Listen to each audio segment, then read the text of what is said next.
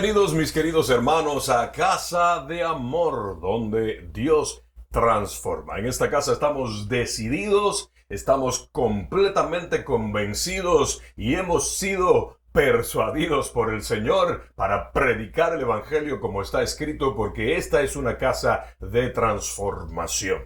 Si quieres ir más allá de ser simplemente un cristiano, simplemente un creyente, y transformarte en un discípulo del Señor, que eso son los menos y es el trayecto más angosto, estás en el lugar correcto. Hoy vamos a continuar con nuestra serie de mensajes Jesús como único, atributos bíblicos que hacen y evidencian a Jesús como único. Pero antes de entrar al mensaje, vamos a adorar un poco al Señor para que tu corazón vaya preparándose y luego de lleno entramos a la palabra del Señor. Adoremos juntos al Señor.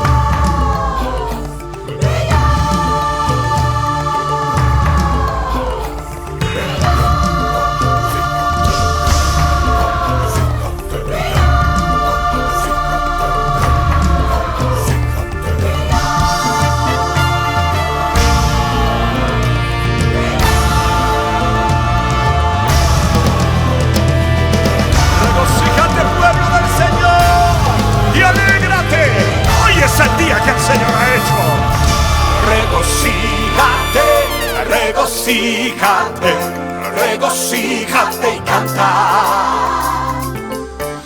Regocíjate, regocíjate, regocíjate y canta. Dígale. Regocíjate, regocíjate, regocíjate y canta.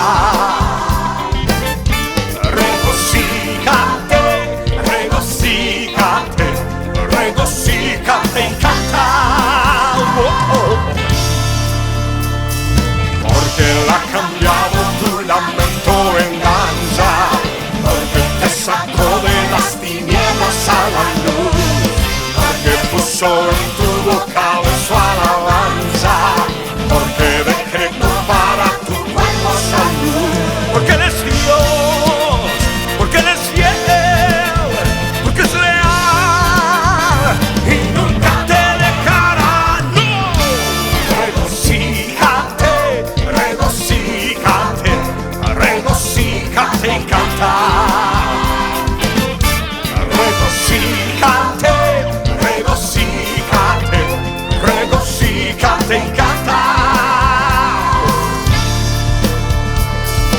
Porque Él ha cambiado tu lamento en danza, porque te sacó de las tinieblas a la luz, porque puso en tu boca su alabanza, porque decretó para tu cuerpo salud.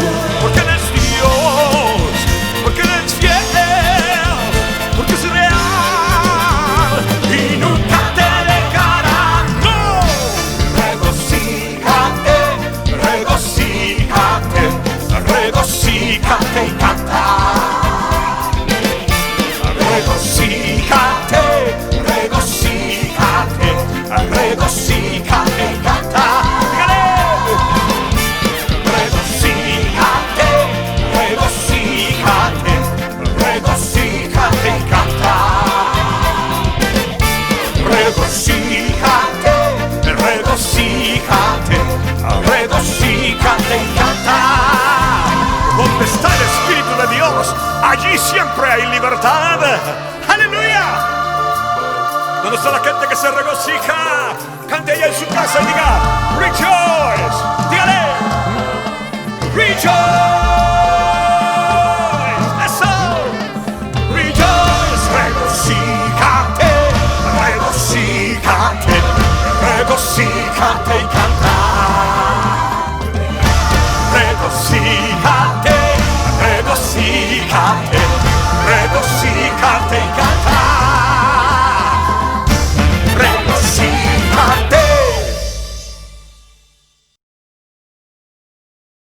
¡Qué bendición! Bendito y dichoso el pueblo que sabe alabarle, dice la Escritura. Bueno, entramos de lleno hoy a un episodio más de esta maravillosa serie que hemos titulado Jesús como único, atributos bíblicos que le revelan como tal. Este es un estudio de crecimiento espiritual y hemos estado hablando de los 10 principales y más poderosos atributos que la Biblia le da a nuestro Señor Jesucristo. Ahora bien, hay muchos más en la Escritura, pero hemos seleccionado los 10 más trascendentales porque se relacionan con la divinidad de Cristo, pero también con la eternidad y su rol cuando se hizo hombre. Esta serie. Hasta ahora hemos hablado de 7 de los 10 episodios que tiene esta serie. Vamos, venga conmigo. Número 1, engendrado por el Espíritu de Dios y nacido de una virgen. Número 2, Jesús único mediador entre Dios y los hombres. Número 3, Jesús único Salvador. Número 4, Jesús único Redentor. Número 5, Jesús único sacrificio perfecto. Número 6, Jesús único fundamento firme y cimiento eterno. Número 7, Jesús Señor de señores, que fue el que vimos la semana pasada. Hoy estaremos en el episodio número 8, Jesús único Rey de Reyes. Luego iremos las siguientes semanas a Jesús camino, verdad y vida. Único camino, verdad y vida. Y finalmente el episodio número 10 será Jesús Alfa y Omega. Como ve, hoy vamos a estar entrando al episodio número 8. Jesús único, Rey de Reyes. En las semanas anteriores, cuando hablamos de Jesús único, engendrado por el Espíritu y nacido de una virgen, estuvimos citando estos textos que usted ve en la pantalla. Luego, en el segundo capítulo, vimos Jesús único, mediador entre Dios y los hombres, y los textos que ve en la pantalla fueron nuestros textos estelares. En el capítulo 3, Jesús único, Salvador. En el capítulo 4, Jesús único Redentor. En el capítulo 5, Jesús único sacrificio perfecto. El sexto capítulo nos llevó por el camino de Jesús como único fundamento firme y cimiento eterno. Luego, la semana pasada, en el capítulo 7, estuvimos hablando sobre Jesús, Señor de señores. Hoy entramos al episodio número 8, Jesús, Rey de Reyes. ¡Aleluya! Y estos serán nuestros textos estelares. Apocalipsis capítulo 19, versos 15 y 16. Primera de Timoteo capítulo 6, versos 11 al 16. Esdras capítulo 7, versos 11 al 13. Ezequiel capítulo 26, verso 7. Daniel capítulo 2, versos 36 al 38. Y finalmente estaremos citando Apocalipsis capítulo 17, versos 12 al 14. Vamos a orar. Señor, en el nombre de Jesús ponemos este nuevo episodio de la serie que levanta, que proyecta, que exalta y ensalza el nombre de tu Hijo, del unigénito del Padre, Jesús, el único. Y a ti, Señor Padre, a través de Jesucristo te honramos trayendo esta serie. Pero te pido que por medio de tu Espíritu tú pongas en el corazón de cada uno de nosotros, los que estamos recibiendo tu palabra, la determinación a caminar en la palabra en contexto para que ningún texto se vuelva un pretexto. Queremos ser verdaderos discípulos en la fe, como lo fue Timoteo. Queremos ser verdaderos discípulos de Cristo. No solo cristianos, no solo creyentes. Queremos ser discípulos del Señor. Ayúdanos a entender que Jesús es el único que lo amerita y que por causa de él renunciamos aún a los que creemos que son nuestros derechos para aceptar lo que la Biblia dice que son nuestras obligaciones. En el nombre de Jesús, expongo tu palabra y te pido que cada persona que la reciba hoy sea altamente bendecido. Aleluya, entremos de lleno. Vamos a estar comprendiendo el reinado eterno de Cristo en contexto. Primero vamos a citar definiciones según el diccionario de temas bíblicos. También usaremos el nuevo diccionario bíblico ilustrado. Y finalmente también estaremos usando el nuevo diccionario de la Biblia para poder orientarnos acerca de definiciones. Recuerde, hay un contexto literal, hay un contexto cultural, hay un contexto bíblico, hay un contexto histórico que tenemos que revisar siempre de la Escritura.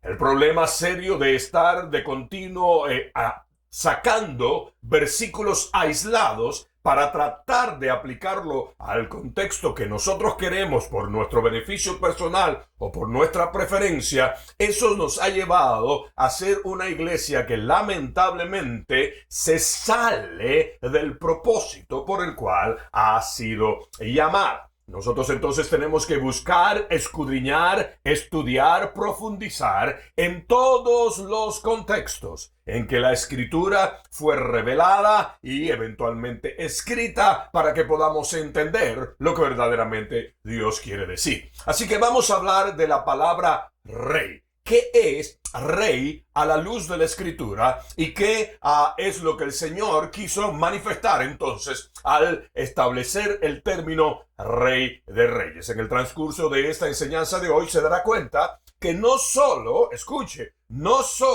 Jesucristo recibió el título de rey de reyes. Hay dos personajes más en la Biblia a las que se le permitió el usar ese título, pero el único que permanece en ese título y permanecerá por siempre es nuestro Señor Jesucristo. Veamos lo que dice el diccionario de temas bíblicos con relación a la palabra rey. Dice, el gobernante o monarca de un país o reino.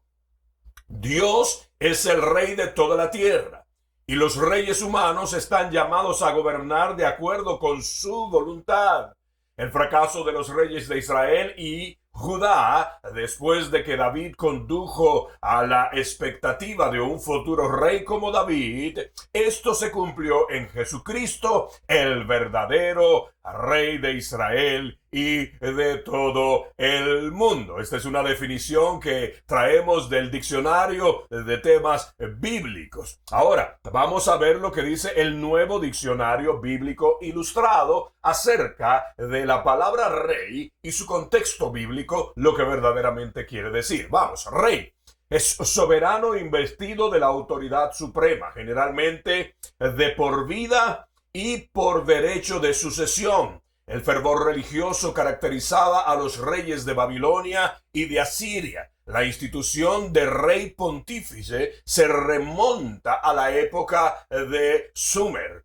La obediencia a los dioses, la práctica de la virtud, la defensa de la justicia, el castigo de los culpables eran deberes que incumbían a los reyes. En Sumer, el rey era divinizado. La Biblia cita a Nimrod como rey de varias ciudades de Babilonia. En Génesis capítulo 10, versos 9 al 10 podemos encontrar eso. Kedorlaomer, rey de Elam, era jefe de una liga de reyes. Ahí lo vemos en Génesis capítulo 14, verso 1 y verso 5. Nabucodonosor de Babilonia, Artajerjes de Persia, se daban a sí mismo el título de rey de reyes. Y eso era lo que hablábamos hace un ratito. Eso lo puede ver en Esdras 7, en Daniel 2 y en Segunda de Reyes 24.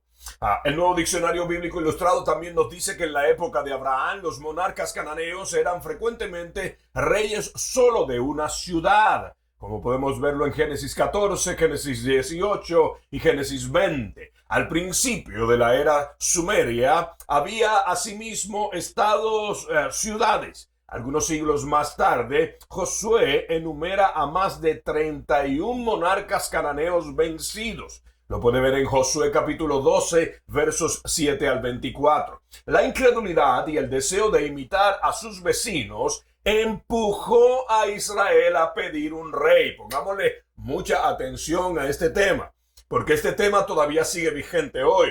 Esta circunstancia sigue siendo un tropiezo hoy. Todavía al sol de hoy, nosotros, el pueblo del Señor, caemos en el error de querer sustituir la soberanía de Dios para depositarla sobre un hombre, porque era la costumbre de los hombres. Y eso sucedió por causa de la incredulidad.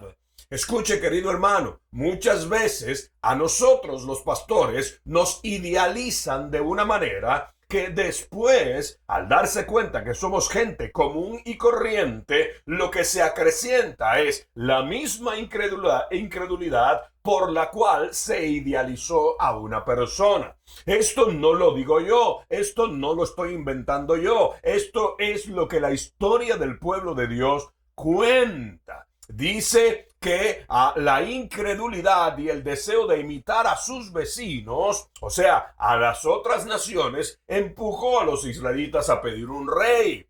Podemos ver también en los diccionarios lo que era la teocracia. La teocracia era Dios directamente gobernando a su pueblo. ¿Cómo no? Él tenía jueces, él tenía profetas que le traían la palabra de Dios, pero el pueblo a quien se sometía era a Dios por medio de esa palabra. Moisés lo había previsto.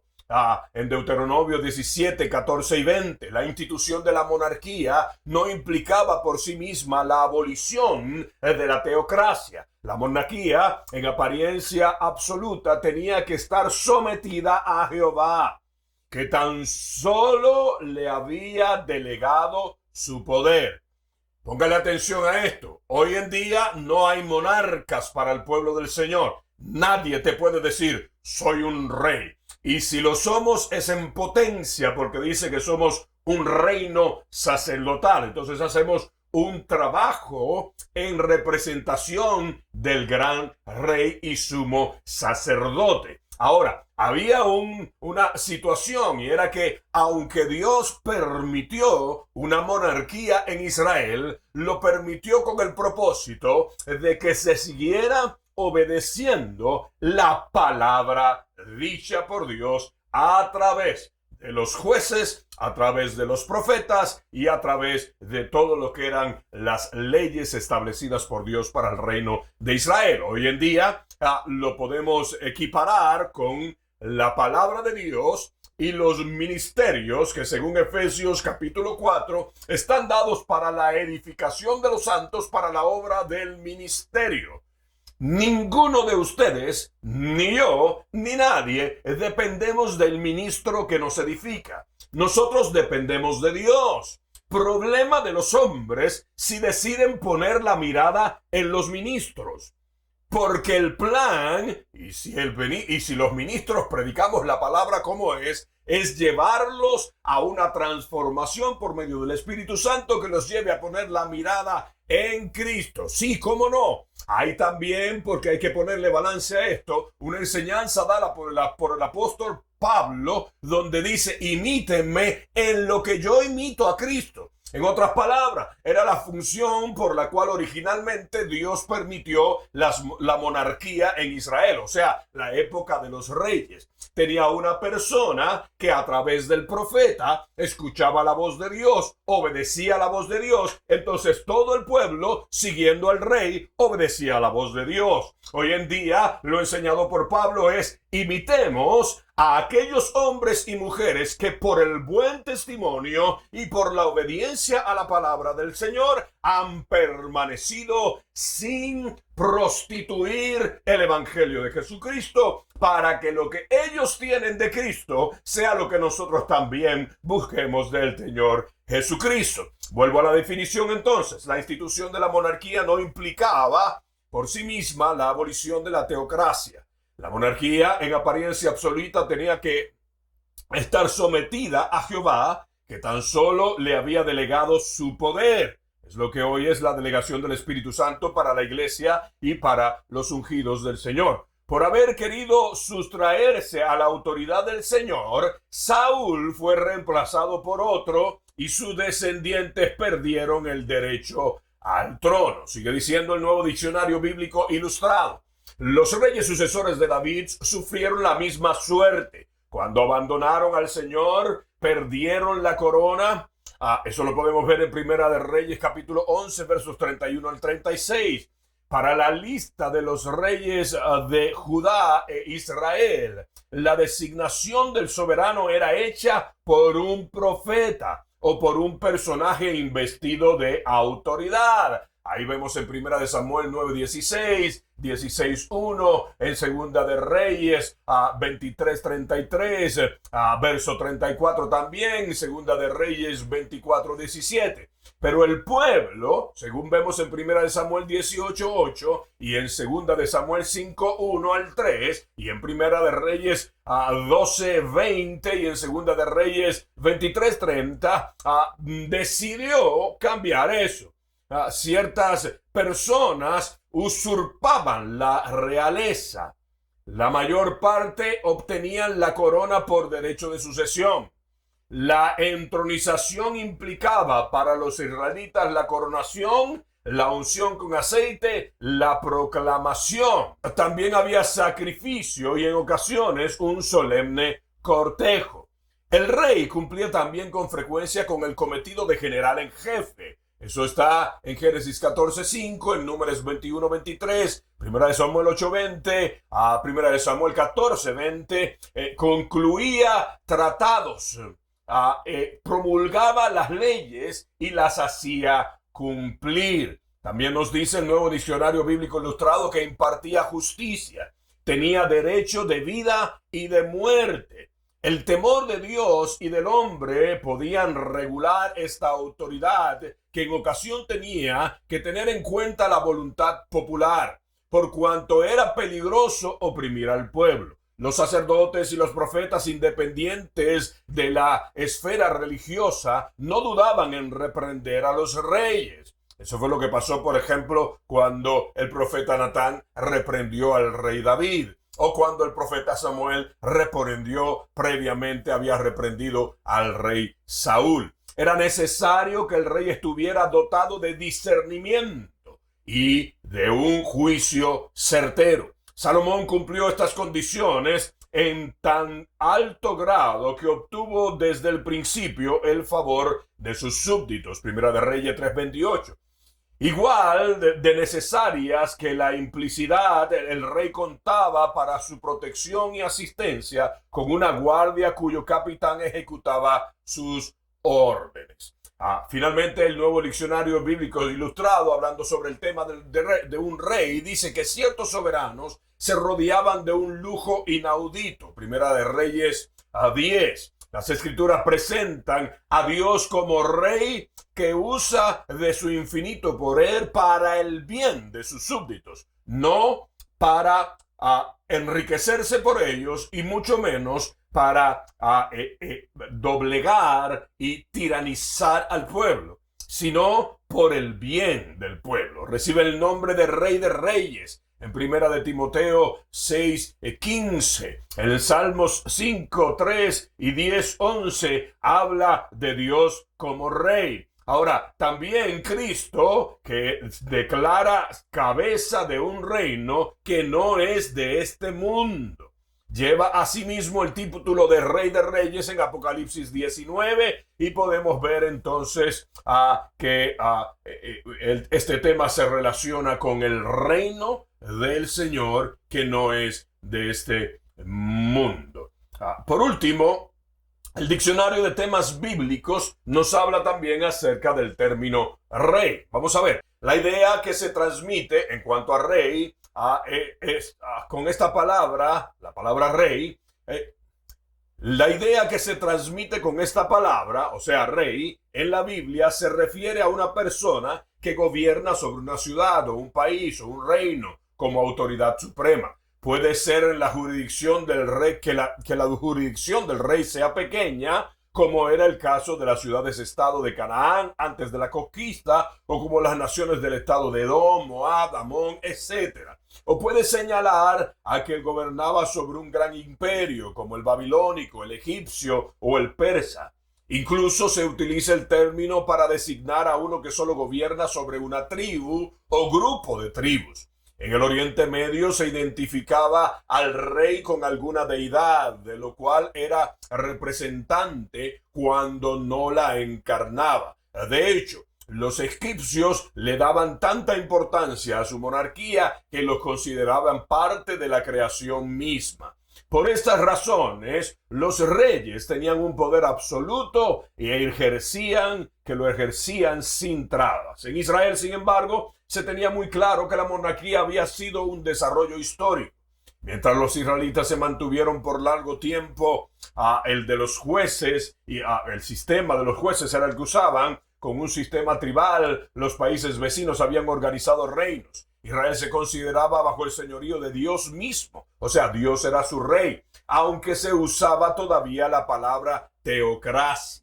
Los pecados del pueblo y el fallo de sus líderes, especialmente los hijos de Samuel, hicieron que se levantara en Israel el deseo de tener un rey como tienen todas las naciones. Primera de Samuel 8:5. En términos espirituales, lo que el pueblo hizo fue sustituir la dependencia absoluta de Dios por una organización semejante a las que veían funcionar en el mundo que les rodeaba. Y aunque realmente el primero de los reyes israelitas fue Saúl, hay que considerar que en todos los casos la Escritura señala la constitución de un rey que no era de lo deseable. Israel debió preferir el señorío de Jehová sobre su pueblo. Dios ordenó entonces a Samuel que aceptara la petición que le hicieron para constituir un rey. Así preparó las leyes del reino y las escribió en un libro, el cual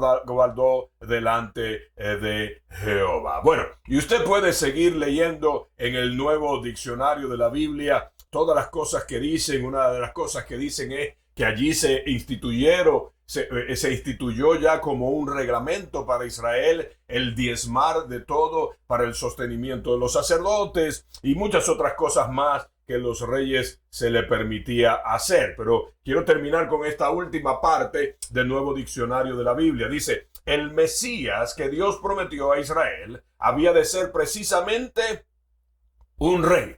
Jeremías 23:5 nos habla de eso.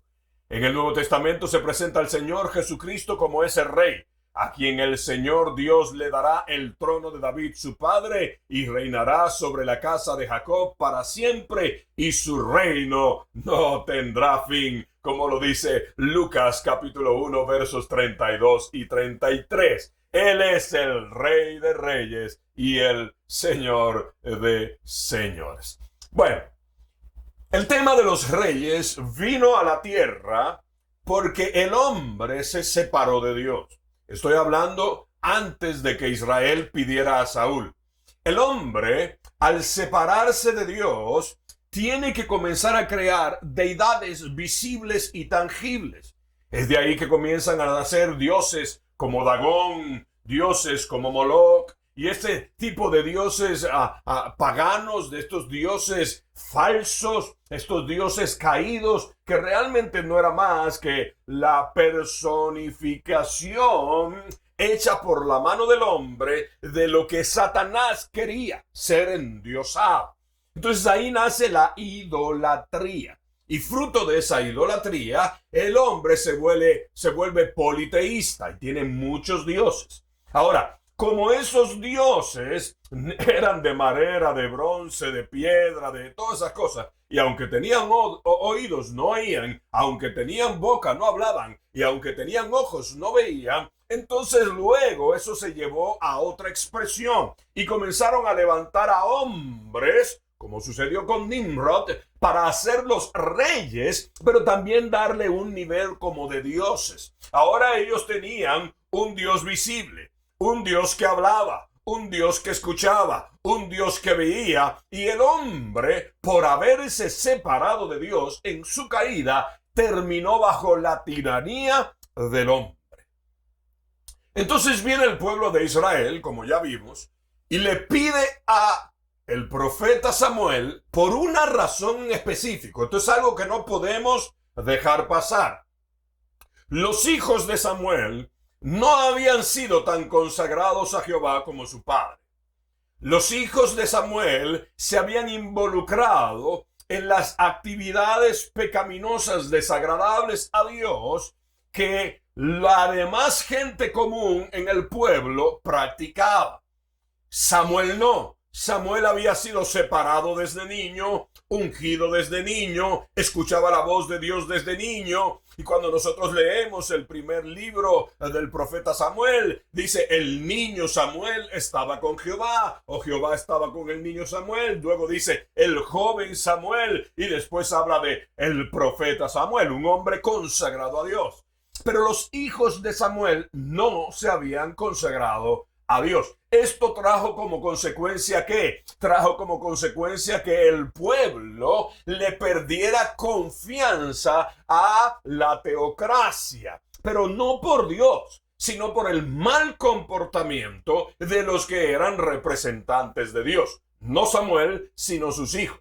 Esto es algo como lo que sucede hoy. Mucha de la gente que está en las calles diciendo no creer en Dios, mucha de la gente que se declara agnóstico o ateo, o que están siguiendo filosofías o religiones donde hay dioses falsos, creados, ídolos, es precisamente porque muchas veces nosotros, los verdaderos representantes de Dios, llamados por Dios, nos dejamos atrapar por la debilidad de nuestra humanidad y cayendo nos llevamos de encuentro a un montón de gente más. Por eso le exhorto a que usted mire la serie de los domingos que se llama Contracultura, porque en el segundo capítulo de Contracultura hablamos sobre bienaventurados los que lloran. Y ese bienaventurados los que lloran tiene que ver con llorar con el dolor de luto que causa cuando yo peco y ofendo a Dios. Esto no había pasado con los hijos de Samuel, sino que ellos deliberadamente y con todo el gusto de su carne pecaban de continuo en contra de Dios. Entonces el pueblo deja de confiar en el sistema de un profeta que les hable de parte de Dios y comienzan a mirar a los lados y se dan cuenta que las otras naciones tenían un hombre que era rey. Es así como entonces piden a un rey y surge el rey Saúl. Pero escuche, aún así fue Dios quien determinó poner a Saúl. Ahora hay un ejemplo en por qué Dios determina poner a Saúl. Porque el Señor, Dios Todopoderoso, nos iba a demostrar que ningún hombre puede ser el rey que represente a Dios sobre la tierra sin fallar. Porque sin excepción, todos los hombres, todos los reyes, todos los profetas, todos los que hoy somos ministros, de una u otra forma, le hemos fallado a Dios. El único, infalible por siempre, es nuestro Señor Jesucristo. Bueno, vamos a ver. Aquí van nuestros textos estelares de hoy. Apocalipsis capítulo 19 versos 15 al 17, Primera de Timoteo capítulo 6 versos 11 al 16, Esdras 7 versos 11 al 13, Ezequiel capítulo 26 verso 7, Daniel capítulo 2 verso 36 al 38 y Apocalipsis capítulo 17 versos 12 al 14 serán los textos que nos llevarán a comprender en contexto quién es el único Rey de reyes y Señor de señores por siempre. Vamos a Apocalipsis capítulo 19 versos 15 al 16. Dice lo siguiente: y de su boca sale una espada afilada para herir con ella a las naciones, y las regirá con vara de hierro. Y él pisa el lagar del vino del furor de la ira de Dios Todopoderoso. Verso 16. Y en su manto y en su muslo tiene un nombre escrito: Rey de reyes y Señor de señores. Este texto ya lo citamos la semana pasada para hablar de Señor de señores, pero tenemos que volverlo a citar para establecer a Jesucristo a la luz de la Escritura con el atributo de único Rey de reyes por siempre. Aquí tenemos puntos que destacar. Número 1, en este pasaje vemos cómo la Escritura declara que vendrá un verdadero Rey de reyes cuyas características principales son únicas e inigualables. Las palabras de su boca son una espada afilada para herir a las naciones. Querido hermano del alma, digo esto con muchísimo respeto. vive Dios delante del cual estoy, que no lo digo en ningún ánimo de criticar, sino en el ánimo de orientar. La Biblia nos dice que la palabra de Dios es una espada de dos filos. No es una pluma que acaricia. No, señor. Tampoco es un espejo donde nos vamos a mirar. No, señor. Es una espada que nos va a herir, que va a penetrar a nuestro ser para dividir el alma del cuerpo y discernir las intenciones de nuestro corazón. También dice de la Escritura que ella es lámpara a nuestros pies y lumbrera a nuestro camino. Ahora, usted y yo tenemos que entender esto. No era solo para alumbrar el camino. Se ponía una lámpara en los pies en aquellos caminos antiguos para que al tiempo que la lámpara alumbraba el camino por donde andar, la luz, escuche, era la causa por la cual las serpientes que estaban a las orillas del camino, al ver la luz, se asustaban y se iban. Y así la probabilidad de que alguien caminando por el camino fuera mordido por una serpiente y muriera en su peregrinar, se reducía en un porcentaje considerable. Por eso es que la Biblia dice es espada, porque lo primero que va a hacer es que va a trabajar con el interior de nosotros para romper nuestra voluntad, de modo que discierna las intenciones de nuestro corazón y nos revele quiénes somos realmente. Porque nos gusta muchísimo hacernos presentar o autopresentarnos o hacernos creernos nosotros mismos, autoengañarnos, como dice la Escritura, no os engañéis, Dios no puede ser burlado. Nos encanta vendernos como la gente que siempre está bien con Dios. Pero viene la Escritura para mostrarnos en lo que estamos mal y lo que tenemos que corregir, no para condenación, sino precisamente para bendición y transformación. Entonces dice que la característica de este Rey de Reyes que vendrá en su debido tiempo, según Apocalipsis, es que su palabra, las palabras de su boca, son como espada afilada para herir las naciones. Estos son naciones celestiales, o sea, naciones espirituales, huestes espirituales de maldad, todo ese mover de tinieblas que hay en los cielos y en la tierra. Pero también las naciones de la tierra que han comenzado o que siempre han dado la espalda al Señor, pero han comenzado a llegar a unos niveles de depravación tan altos en la profecía de Apocalipsis que ya la paciencia de Dios se agota y decide enviar el vino del furor de su ira. Entonces este rey que se profetiza en el libro de Revelaciones, aquí hay una segunda cosa que tenemos que destacar. También tiene como distintivo ser el único con la autoridad para pisar el lagar del vino del furor de la ira de Dios. Quiero que entienda, un lagar es un lugar donde se ponían uvas. Y entonces, las personas que trabajaban en él, lo que hacían era pisar hasta machacar las uvas. Escuche, el mismo que vino como cordero, el mismo que vino manso y humilde, cuando llegue el tiempo preciso, como Rey de Reyes, descenderá y él mismo va a exprimir las naciones con el jugo, con el vino del furor de la ira de Dios. No olvidemos que el mismo Dios que es amor también es fuego consumidor. No ignoremos, dice la Escritura, que el Dios de amor también es Dios de ira. No podemos sacar de contexto el amor de Dios.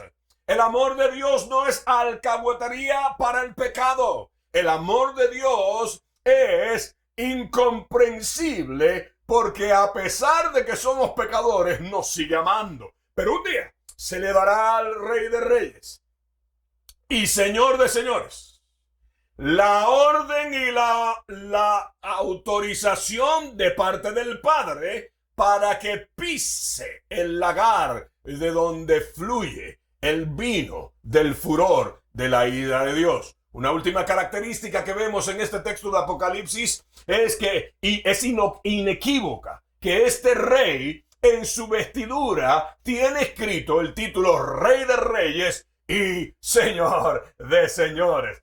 Bendito sea el nombre del Señor, porque ese título está escrito solamente en el manto de nuestro Señor Jesucristo, que un día, a la final trompeta, los muertos en Cristo resucitarán primero. Luego nosotros, los que hayamos quedado y estemos vivos, si así es, cuando Él venga, seremos arrebatados a los aires, transformados para unirnos con los muertos resucitados y siendo transformados, volar a los cielos juntamente con Él. Oh, hermano, Cristo viene. El día y la hora no te lo sé decir, pero algo sí te puedo decir. Hay una verdad poderosa. Cristo viene, Cristo viene, Cristo viene. No tomes por tardanza su venida. El Rey viene, el Rey de Reyes viene. Primero por su iglesia para rescatarla, pero después de 7 años viene para pisar el lagar de donde sale el vino del furor de la ira de Dios, para pelear contra las naciones y vencerlas, porque Él es el único Rey de Reyes. Aquí debemos hacer contexto con las reveladoras palabras de la doxología del apóstol Pablo en su primera carta a su amado discípulo Timoteo. Venga conmigo. Primera de Timoteo, capítulo 6, versos 11 al 16. Dice de la siguiente manera: pero tú, oh hombre de Dios, huye de estas cosas y sigue la justicia, la piedad, la fe, el amor, la perseverancia y la amabilidad. Pelea la buena batalla de la fe, echa mano de la vida eterna, a la cual fuiste llamado, y de la que hiciste buena profesión en presencia de muchos testigos. Y te mando delante de Dios, que da vida a todas las cosas, y de Cristo Jesús, que dio testimonio de buena profesión delante de Poncio Pilato, que guardes el mandamiento sin mancha y sin reproche hasta la manifestación de nuestro Señor Jesucristo, la cual manifestará a su debido tiempo el bienaventurado y único soberano, el Rey de Reyes y Señor de Señores, el único que tiene inmortalidad y que habita en luz inaccesible, y que a quien ningún hombre ha visto ni puede ver, a Él sea la honra y el dominio eterno. Amén. Aleluya.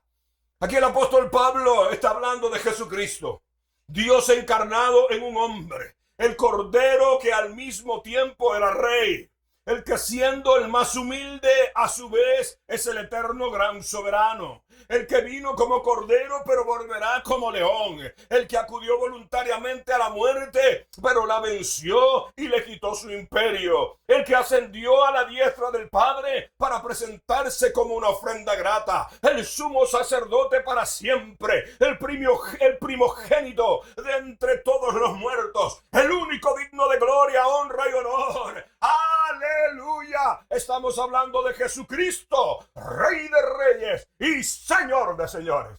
¡Aleluya! Ahora, Dios nos permite en su palabra 2 personajes que con la permisión de Dios utilizan o se les asigna el título Rey de Reyes. Ahora, ¿por qué Dios lo permite? Para demostrar que ningún hombre puede ocupar el lugar de Dios. Sí, Dios usa hombres, Dios envía hombres, Dios unge hombres, Dios levanta hombres, Dios honra y corona hombres, pero Él sigue siendo el gran soberano. Esdras capítulo 7, versos 11 al 13, mire lo que dice. Esta es la copia del decreto del rey Artajerjes, que el rey Artajerjes dio al sacerdote Esdras, el escriba instruido en las palabras de los mandamientos del Señor y de sus estatutos para Israel. Artajerjes, aquí está, Rey de Reyes, al sacerdote Esdras, escriba de la ley de Dios del cielo, paz perfecta. Y ahora yo he proclamado un decreto de que cualquiera del pueblo de Israel, de sus sacerdotes y de los levitas en mi reino que esté dispuesto a ir a Jerusalén, puede ir contigo. ¡Ah, qué hermoso! Aquí estamos viendo algunos puntos bien interesantes. Artajerjes era un rey de las naciones no creyentes, de las naciones politeístas, de las naciones que hoy le llamamos naciones paganas, las naciones que habían dado la espalda a Dios. Pero él vive una experiencia por la cercanía que tenía con el sacerdote Esdras, entendido en la ley de Dios, y también con un hombre muy especial en la escritura llamado Nehemías, que era el copero de Artajerjes. Entonces mire qué cosa más hermosa. Este hombre, escuche, que no tenía nada que ver con Dios. Dios decide usarlo. ¿Sabe por qué? Porque Él es el gran soberano. Y entonces le permite ese título, Rey de Reyes, pero se lo permite bajo la dirección, la soberanía, la autoridad y sobre todo el dominio total de Dios y su palabra. En este texto debemos destacar que Artajerjes recibió una permisología divina para aparecer en la escritura con la investidura de Rey de Reyes. Mas esta solo era una anunciación profética de que un día vendría el verdadero Rey de Reyes eterno. Este Artajerjes es sin duda Artajerjes uno, Logimano, que gobernaba cuando Esdras y Nehemías llegaron a Jerusalén. Eso lo vemos en Esdras 4:7, en Esdras 6:14, en Esdras 7:1, en Esdras 8:1, en Nehemías 2:1, Nehemías 5:14 y Nehemías 13:16. El nombre de Artajerjes en los textos bíblicos tiene como significado, escuche, aquel cuyo señorío es la ley. Aleluya. Y también significa el gran jefe. Por eso le dijo, era una anunciación profética de que un día vendría el verdadero Rey de Reyes eterno a liberar a su pueblo y llevarlo, ¿sabe a dónde? A Jerusalén, la ciudad celestial, donde reina eternamente nuestro Señor Jesucristo. ¡Aleluya! Este nombre fue usado por varios reyes de la dinastía persa, lo que le quita a cada uno de ellos la característica de único Rey de Reyes para siempre. ¿Se da cuenta? Varios de los reyes del imperio persa utilizaron el término Rey de Reyes. La Biblia destaca a Artajerjes porque Artajerjes es usado por Dios para hacer una anunciación profética de que un día, por un decreto realizado por un rey grande y poderoso, escuche, cuya autoridad está basada en la ley, ese rey nos daría la libertad de regresar a Jerusalén. Ese es Jesucristo, que tomó el acta de los decretos que nos era contraria, la ley de Moisés, la cual ningún hombre había podido cumplir, pero el Cordero de Dios, que quita el pecado del mundo, la cumplió completa. Y dijo, ¿dónde está, oh muerte, tu aguijón? ¿Dónde, oh sepulcro, tu victoria? Y quitando la condenación de la ley, nos dio la invitación. Oiga, todo el que quiera, voluntariamente, venir a Jerusalén, tiene la libertad de hacerlo. Por eso Jesucristo es el único Rey de Reyes eterno. Ezequiel capítulo 26, verso 7, nos habla de otro personaje. Porque así dice el Señor Dios, he aquí traeré por el norte sobre Tiro a Nabucodonosor, rey de Babilonia. Escuche, Rey de Reyes, con caballos, carros, jinetes y un gran ejército. En esto tenemos contexto en Daniel capítulo 2, versos 36 al 38. Venga conmigo. Daniel 2, verso 36. Este es el sueño. Aquí lo que pasa es que Nabucodonosor había tenido un sueño, ya siendo agorero, siendo hechicero, siendo brujo que había por ahí, le pidió que le dieran la interpretación y nadie pudo. Escuche, cuando un sueño viene de Dios, no se puede hacer de hombres. Escuche, cuando un sueño viene de Dios, no se puede interpretar de forma humana. Ten cuidado con ese mensaje por ahí de sigue tus sueños, porque si son los sueños de tu corazón, vas camino a una perdición, porque cuando un sueño proviene de Dios, no lo puede interpretar hombre alguno que no sea bajo la inspiración del Espíritu Santo. Y eso era lo que había pasado. Nabucodonosor había tenido un sueño, nadie se lo podía interpretar y de repente trajeron a Daniel. Y mire lo que pasó. Dice Daniel, este es el sueño. Ahora diremos ante el rey su interpretación. Tú, oh rey, eres rey de reyes. ¿Se da cuenta? Le da permiso. Es segunda vez en la escritura que habla de Nabucodonosor como rey de reyes. Pero usted va a saber por qué.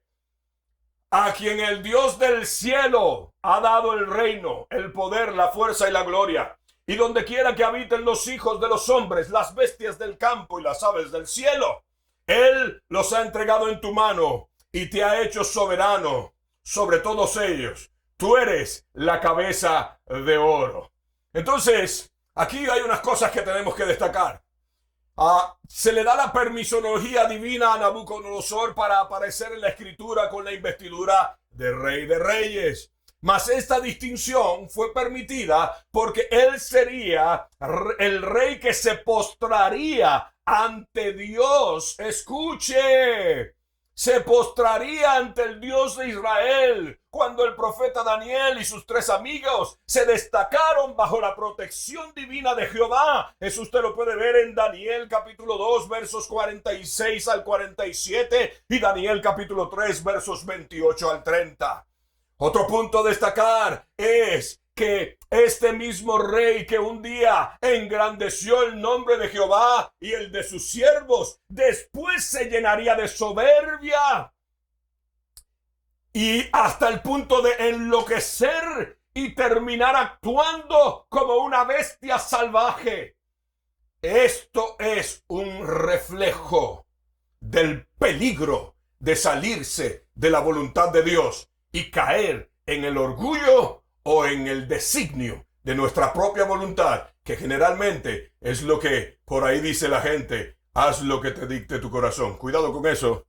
Eso le pasó a Nabucodonosor y terminó siendo como bestia. Cuidado con eso. Todo eso usted lo puede ver en Daniel capítulo 4. Vamos a otro texto, Apocalipsis capítulo 17, versos 12 al 14. Dice de la siguiente manera, venga conmigo. Y los 10 cuernos que has visto son 10 reyes, que aún no han recibido reino. Pero por una hora recibirán autoridad como reyes juntamente con la bestia. Y estos tienen un mismo propósito y entregarán su poder y su autoridad a la bestia. Pelearán contra el Cordero y el Cordero los vencerá, porque Él es Señor de señores y Rey de reyes. Y los que están con Él son llamados elegidos y fieles. ¡Aleluya! En este pasaje vemos el fin de todos los reinados y poderíos terrenales, vencidos por el Rey de Reyes profetizado, Jesucristo, el descendiente del trono de David y que lo habría de ocupar para siempre, según lo prometido por Jehová. En segundo lugar, esto nos debe hacer pensar que, como discípulos del Señor Jesucristo, solo a Él debemos rendir toda la pleitesía y en Él depositar toda nuestra confianza. Cristo es el Mesías, Cristo es la solución, Cristo es la salida, Cristo es la máxima autoridad, Cristo es el único Rey para siempre. El Señor puede utilizar a presidentes, ¿cómo no? Puede utilizar a gobernadores, ¿cómo no? Puede utilizar a apóstoles, profetas, evangelistas, pastores y maestros, pero ninguno sobre la faz de la tierra tendrá jamás la autoridad absoluta que tiene nuestro Señor Jesucristo. ¡Aleluya! Confiemos en Cristo. Depositemos toda nuestra confianza en Él, en su palabra, en su promesa fiel. Nunca ha fallado, nunca fallará, nunca ha mentido, nunca mentirá. Nosotros los hombres te hemos fallado y te seguiremos fallando. Te hemos mentido y habrá ocasiones en el que quizás y hasta sin darnos cuenta volveremos a mentir. Pero el Dios Todopoderoso ha establecido a un solo Rey de Reyes y Señor de Señores que nunca falla, nunca falta, nunca miente, ni se arrepiente. Su nombre es Jesucristo. Pon tu confianza en Él. No pongas tu confianza en figuras políticas. No pongas tu confianza en figuras artísticas. No pongas tu confianza en figuras literarias, filosóficas. Tampoco en figuras ministeriales cristianas. No importa la fama, no importa la estatura, no importa el grado de influencia. La única confianza plena e infalible es en Cristo y su bendita palabra. Para ir concluyendo, Jesucristo es el único Rey de Reyes. Al igual que la semana pasada, establecemos que ninguna potestad, principado, hueste, gobernador de las tinieblas, espíritu inmundo, demonio, ángel caído, ni aun Satanás mismo estarán jamás por encima del señorío de Jesucristo.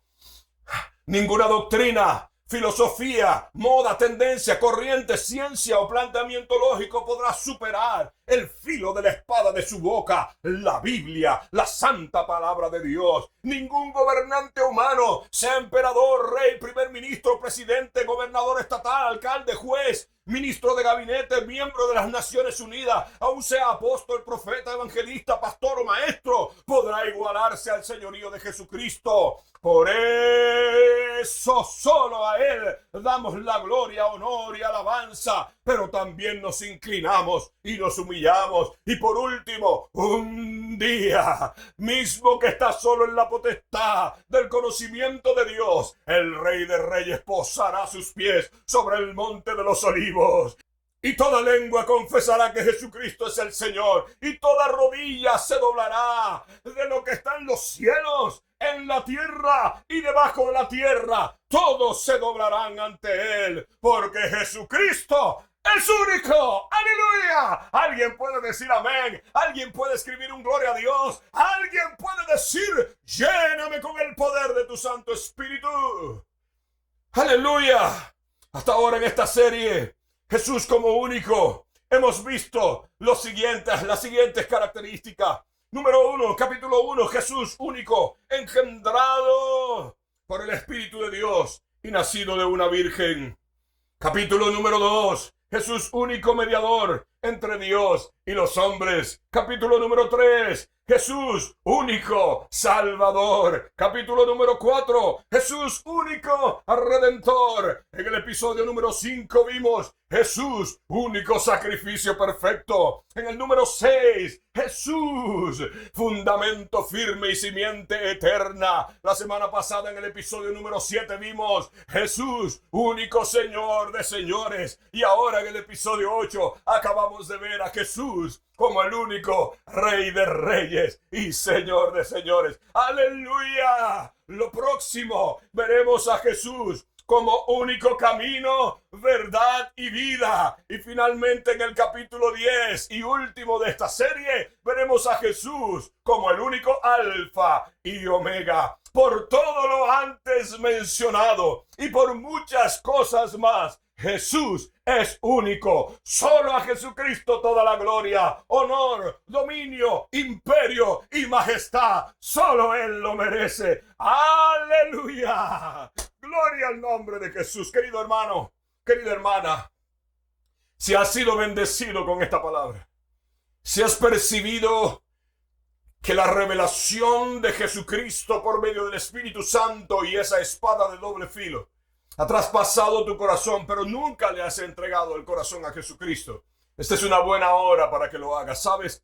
Porque solo el Rey de Reyes es el único que nos llevará a la paz de la Jerusalén eterna, donde no hay llanto, no hay dolor, no hay tristeza, donde no hay necesidad de sol, porque solo Jesucristo con su presencia lo ilumina todo. Si nunca has recibido a Jesús como Salvador, este es el momento en que lo puedes hacer. Aquí te estamos poniendo nuestra dirección de email y el número de teléfono al cual puedes llamar. Envíanos un texto con tu nombre y dinos, quiero conocer al Señor. Y nosotros nos encargamos del resto. Nosotros vamos a ayudarte en el nombre poderoso de Jesús. Pero si tú eres un hermano en la fe, ya sea discípulo de Cristo aquí en Casa de Amor o discípulo del Señor Jesucristo en cualquier otro lugar de la tierra donde puedas estar viendo esta transmisión en vivo o eventualmente la grabación, quiero invitarte a que reenfoques.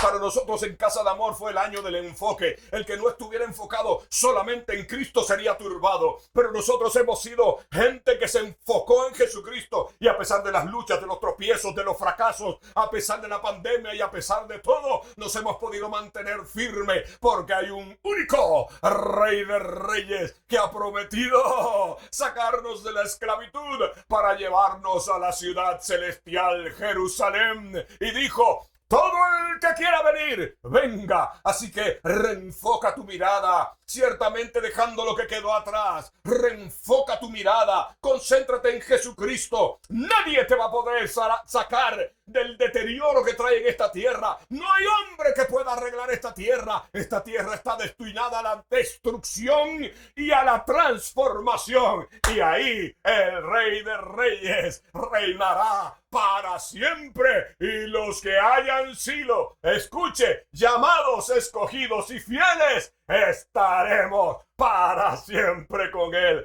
¡Aleluya! Espero que esta serie esté siendo de mucha bendición para ti. La próxima semana seguimos adelante, seguimos a la marcha con el capítulo 9 de esta serie y estaremos hablando de nuestro Señor Jesucristo, el centro de todo el mensaje del Evangelio. Una vez más, que el Señor te bendiga y te guarde, que el Señor haga resplandecer su rostro sobre ti y ponga en ti paz, que el Señor ilumine tu camino con su palabra, pero por sobre todo, que tú y yo le hagamos la reverencia que solo un Rey soberano merece eternamente, Jesucristo, y la mayor reverencia es obediencia a su bendita palabra. El domingo, este próximo domingo, a las 11 de la mañana, por las diferentes redes sociales de Casa de Amor, estaremos siguiendo con una de nuestras series de nuestros servicios generales de adoración. No te la pierdas por nada del mundo, porque en esta casa, la casa donde Dios transforma, hemos decidido no jugar con la palabra, no diluir la palabra, sino predicarla como está escrito, para que todo aquel que así quiera